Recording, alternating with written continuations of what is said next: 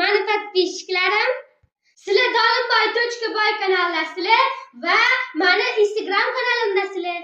Bugun sizlar bilan qog'oz samsa qilamiz ketdi. Uning uchun bizga kerak bo'ladi un, tuz va suv. Unimizga sho'r novoq suv solib, xamir qorib olamiz. Xamir qorishimga oyim yordamlashyaptilar. Mana shunaqa qilib xamir qorib olamiz. Xamirimizni qorib tindirib olamiz. Xamirimizni tinguncha qovog'imizni artib to'g'rab olamiz. Qovog'imizni artib qirg'ichdan chiqarib olamiz. Xuddi mashina satkasida.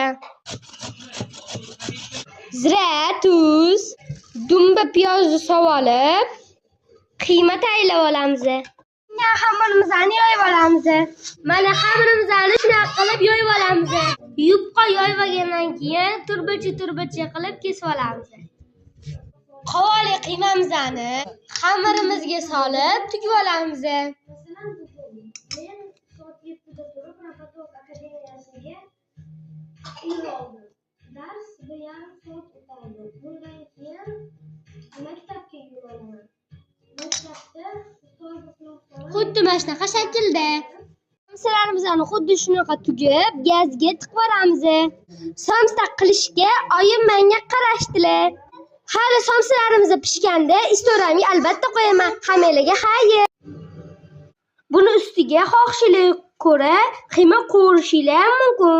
Biz piyoz qo'ydik. Agar videom yoqqan bo'lsa, like va podpisatsiya. Hammalarga